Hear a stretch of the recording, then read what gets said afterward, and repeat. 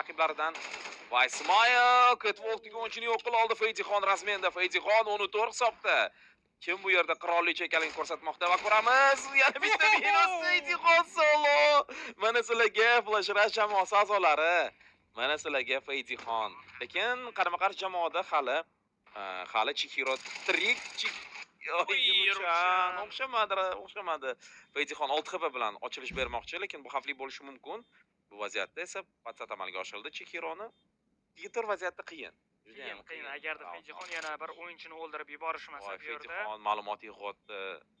Feydixon bildi bitta o'yinchi haqida, lekin u yerda ikkita o'yinchi bo'lishi. Patsat o'zidan o'zi bo'lmaydi-ku yashikka. Demak, kimdir yordam bergan. Va Feydixon menimcha portladi bu yerda. Portladi, ha. Yaxshi bir killlardan bittasi bo'ldi. Exit fraglar endi bu yerda. Albatta, ikkinchi raundni qo'ldan boy bermoqda. Kichuni ham o'ldirib yuborishdi. Bu narsa xavfli edi. Kingbas hozirda yuzdagi emotsiyalarni ko'rdi. Kim bilan? Yo'limga dedilar. Chiqmayapman, dotda. Va emotsiya yo'q. No emotion, poker face. Emotsiya beradigan mamcha raund bo'lgani yo'q. Albatta Kingbas bir necha minutdan amalga oshira oldi. Lekin hali raundlar oldinda. Xuddi shunaqa. Va tactical time out olinmoqda oshxona team jamoalar tomonidan. Ular hozir maslahatlashib olishadi. Keyingi raund qanday amalga oshirilishi kerakligini. Luchanda afsuski pul yo'q ekan, lekin Ismailda pul ko'p va drop tashib berish mumkin. Xuddi shunaqa. Yaqin masofadagi janglar uchun qurol sotib olsa agarda middle agressiv egallashga to'g'ri kelib qolishi mumkin. Yoki bo'lmasam nima qilishar ekan? Yopiqroqmi? Lineyka tarzida o'ynasharmi ekan? Lineyka o'xshamayapti, ko'rasiz-ku. Flash Rush juda ham tez middle egallashyapti va Donat orqali hujumga ham kuchli bo'ldi. Shunaqa. Agarda middle egallash olmasa, B-plandagi shunchaki chiqib ketishmoqda, u yerdagi o'yinchilar salgina qiynalib qolmoqda. Agarda yuziga qarab 4 ta odam yugurayotgan bo'lsa, 2 ta odam nimadir qilib bersa, maksimum 3 ta. Uzoq 3 ta. Va ko'ramiz hozir hujum boshlanmoqda. Yana hujum qilish B tomonga qaratilganligini ko'rib turibmiz. Kingbas esa middleda to'polon qilib turibdi, lekin hali hech qanaqa imkoniyat amalga oshirilmadi. Smile juda ham agressiv o'ynagan ekan. Hozir promoq bo'lib qoldi, lekin o'zi qochib ketishga omon bo'lmadi. Smile ehtiyot bilan hech kerakdan o'tib keldi. Va jamoadoshlari yonida kelmoqda, lekin ikkinchi granata o'yinchi oxirgi bo'ldi. Gambish demak granata otgan ekan. Qolgan o'yinchilar esa yordamga yetib kelishga urinishmadi va terrorchilarimiz tez buni egallashdi. Juda ham tez. Hozir bomba qo'yiladi. Shu bilan raundga ham nuqta qo'yilsa kerak. Ruchan orqadan. Feydixon hozirda Chichironi ham o'ldirib yubormoqda. Bu yerda smoke'da hozirda chiqib kelmoqchi bo'lgan Airplace'ni Kichuni o'ldirib yubordi. 2 ga 4 vaziyat va yana 2 ga 4. Ketma-ket 2 ga 4 vaziyatlarda hozirda chiqishni boshlamoqda va bu yerda yes! Hoy, mana elektr energiyani kuchini bosmoqda Gambit. Mana o'qorishini ko'rsatdi. Qildi bo'ldi, to'g'ri. Mana asosiysi tushkunlikka tushmaslik. Albatta qarsak. Zes chiroyli bo'ldi. Bu yoqda granatalar juda ham xalaqit. Nima uchun sniper longga qochib ketmadi? Shunga hayron bo'ldim. Menimcha raqiblar yaqin bo'lganiga va rampdan ham ulgurardi. Agar teammatidan flash so'raganida, flash otib turib chiqib ketsa bo'lardi menimcha. Xuddi shunaqa. Bu yerda salgina miskommunikatsiya bo'lgan. 7 hisobimizda o'yinni yarmi nihoyasiga kelgan narsalik bilan yetib bormoqda. Shuning uchun hozirda oshxona jamoasi harakat qilishi kerak. Chiqarmikan? Hali chiqmadi. Donatda Kitsuni o'ynamoqda va Kitsuni o'zini pozitsiyasini bildirib qo'ydi, afsuski yonib ketdi va bu vaziyatdan unumli foydalangan terrorchilarimiz Ruchani ham unib o'ldirib ketmoqda. Bomba qo'yiladi tez orada, qanday tez raunddan amalga oshirdi. Hozirda kiberkotletka yaxshigina damage bermoqda. Airplace hamda Kingbasga joni juda ham kam qolgan. 3 ga 5 vaziyatda olib ketish imkoniyati bor, chunki Slowmo ham full HP emas. Faqatgina Feydixon hamda Gambit bu vaziyatdan qutqarishi mumkin bo'ladi Flash Rush jamoasini. Sekinasilik bilan bu yerda chiqayotganda, lekin Airplace umuman yo'l qo'ymadi. Kiberkotletkani keyingi raundga qarata sekingina jo'natib yubormoqda. Chihiro esa qo'liga o'zining asosiy qurollaridan bittasini olib olganda, lekin bu yerda Kingbas ajoyib lurkerli vazifasini o'tadi hamda shunchaki qulog'iga otdi rostdan ham qizil Red Roomdan kirib. Qirolicha Chihiro hozircha nimadir o'yna olmayapti, qo'sha olmayapti. Jamoadoshlari qaysi tochkaga borsa ham boshqa tochkaga berib qo'yishadi. Xuddi shunaqa, albatta qiyin bu vaziyatda, bosim bo'ladi. To'g'ri tushunasiz. Raqiblari nimadir deb yozgandir, balki nimadir deb yozmagan bo'lsa ham bu yoqda 4 ta qiz bola va bitta o'g'il bola bir-biri bilan kelishishi ba'zan qiyin bo'lishi mumkin. Ko'proq kommunikatsiya qilish kerak bu yerda, do'stlar bilan, jamoadoshlar bilan gaplashish kerak. Faqatgina jim o'tirib ekran qarshisiga qaraganda g'alaba olib kelmaydi. Albatta bu jamoaviy o'yin, jamoaviy o'ynash kerak, bir-biriga gapirish kerak, tochkalarni yechish kerak. Menimcha birgalikda o'ynashda hali imkoniyat bor comeback uchun. 8-2 hisob adashmasam. Shunaqa olishdi. Yo 8-2 to'g'ri. 8-2 to'g'ri, adashmadingiz. Siz adashishingiz mumkinmi? Siz adashmagan.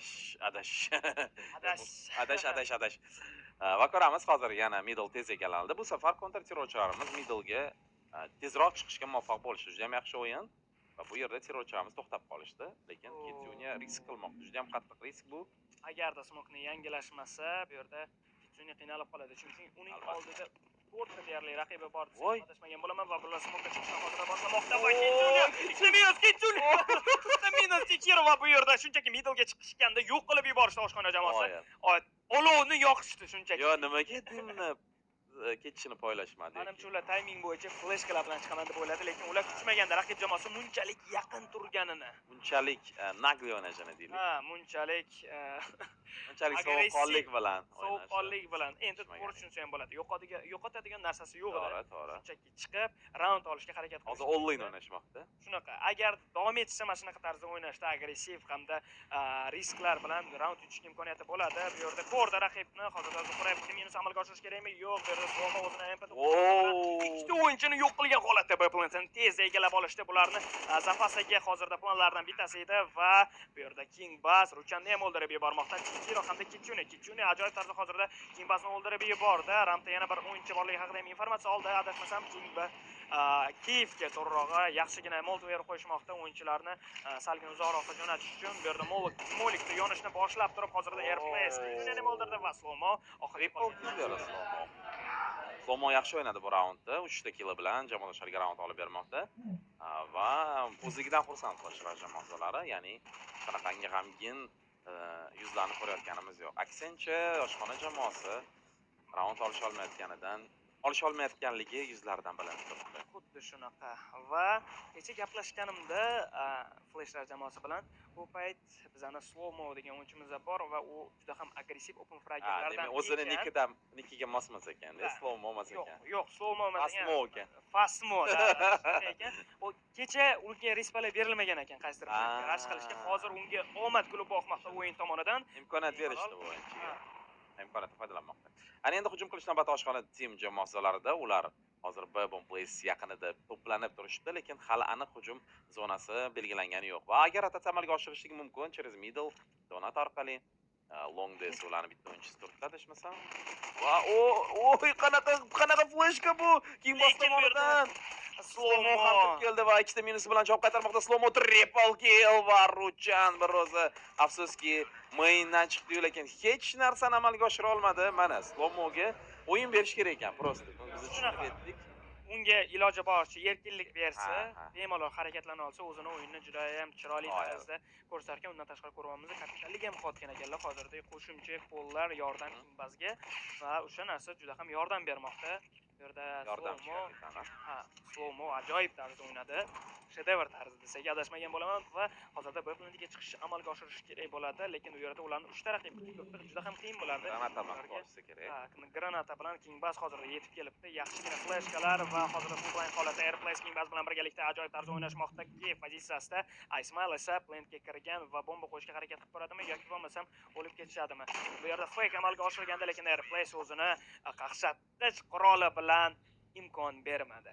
Bu yerda imkoniyat yo'q. XM bilan Tech9 qarshiligi juda ham kuchsiz edi, sababi joni ham kam edi. Joni juda ham kam edi, bu raund olish imkonsiz edi.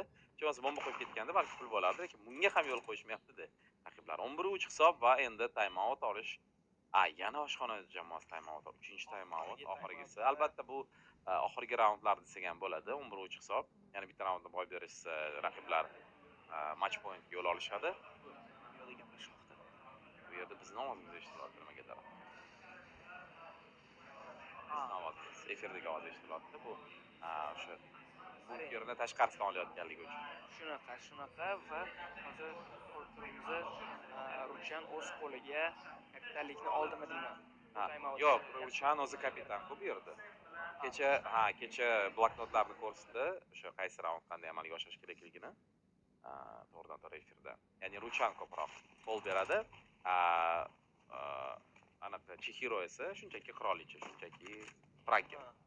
bo'ldi. Chihiroga demak space yaratib berishlari kerak ekan. Albatta. Xuddi in gameslarga sovg'alarni taqdim etganda, o'shaning uchun Instagramga kirib obuna bo'lib qo'yish evaziga sizlar juda ham ko'plab qimmatbaho sovg'alarga ega bo'lishinglar mumkin va bu yerda King Baz Ruchanni o'ldirib yubormoqda. Endi raundni kapitansiz davom ettirishga to'g'ri keladi. Kataga Kamchilik bilan. Kamchilik bilan. To'rga 5 vaziyat, lekin agar birgalikda hujum amalga oshirsa, imkoniyat bo'ladi albatta. Bomb place'ni egallashga, aynan A bomb place'ni tanlashdi. Hujum zonasi qilib va ko'p turgan flash tabla kirishmoqchi, lekin slow-mo double kill amalga oshirmoqda. Va Yashin orqasidagi Gambit o'qilayotgani yo'q. Gambit qanday double kill amalga oshirdi? Mana endi Flash Rush jamoasi 9 ta match point bor. Gambit mana, urmaylar, oddiy raund mana shu. Shunaqasi. Birinchi open fragni ko'rsatishdi albatta raundiga va slow-mo bilan Gambitni double killlari. Shu bilan raundga nuqta qo'yildi va ko'rib turganingizdek Flash Rush jamoasi g'alabadan bitta raund ajratib turibdi. Bitta dona raund. Oshxona jamoasi Game giveaway'larni ko'rsatishmoqda. To'liq ma'lumot tavsifda, ya'ni efirimizni tegidiga tavsifni havolaga o'tadi. va bu yerda ajoyib tarzda hozirda chiqib yordam bermoqda.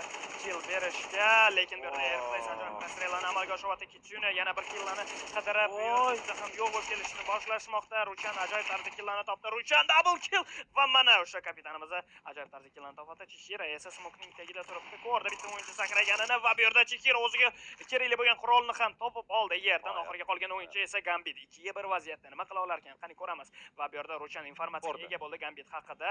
Menimcha sheriga etish kerak va hozirda keskin tarzda ochilish bo'ladi Chihirodan, lekin bu yerda Gambit 2 ga 1 vaziyatda hozirda raundni qo'liga kiritmoqda va 2 HP joni bilan 3 HP joni bilan raundni yutishga. Wow, qoyil qolish kerak. Gambit jamoadoshlariga g'alabani taqdim etdi va keyingi etapga Flash Rush jamoasini o'tganliklar bilan tabriklaymiz va oshxona jamoasiga keyingi turnirlarimizda omad tilab qolamiz. Albatta keyingi turnirlarimizda menimcha yaxshiroq formada kelishadigan umid qilamanki, Chihironi formasi juda ham baland. Shunaqa, juda ham baland. Menimcha Chihironi bilmadim, qolgan ishtirokchilar jamoadagi ovqat tayyorlash kerak. Abid bo'lib qoldi. Albatta. Yo, biz hozir yutib qo'ysak, kechgacha munosabatimizga to'g'ri kelib qoladi deyishdi menimcha. Yaxshi. Albatta hazil. Albatta hazil, ha, hammasi hazil. Flash Rush jamoasi juda ham yaxshi o'ynashdi va Gambit o'zini double killdan xursand.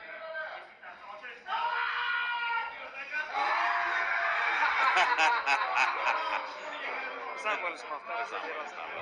Biz xursandmiz agarda biza chaqirayotgan sizlarga yoqayotgan bo'lsa. Veytixon ham juda yaxshi o'ynadi. Olish kerak. Boshida o'sha Kerry Frager bo'ldi. Hujum paytida juda ham kerakli bo'lgan olib open fragerlar berildi. Smile aytdi, no iloji yo'q edi, chunki komanda bo'lib o'yna olmadik dedi. Va bizlar hozir menimcha Chihiro ham bunaqa deyapti. Mani vashcha chaqirmalaring bunaqa o'yinlaring bilan kallalaringga shunaqa o'ynaydi va qizmalab bo'lib qo'llaringga deyapti. Bu hazil hammasi. Albatta qizlarimiz unchalik xafa emas deb o'ylayman, chunki baribir jamoa sifatida raqiblari kuchliroq edi. Xuddi shu individual skill bo'yicha olsak, baribir kuchliroq edi, lekin shunga qaramasdan yaxshi shou ko'rsatib berishdi. Kiberkatletka mana Gambitga rahmat deb qo'yapti o'yin uchun. Va bu jamoalar bir-birini yaxshi tanishadi, bir-birini hurmat qilishadi. O'ylaymanki, xafa emas hech qaysi mana hozir. Ruchan ham kulib turibdi, ya'ni xafa emas o'yindan. Faqatgina Chihiro menimcha miyasida Chihiro menimcha sal nima bo'ladi. Kecha ham sal xafa bo'lib qolgan edi. Xafa emas, ani ko'ngli to'lmaydi-yu bir xil o'yinda. Shunaqa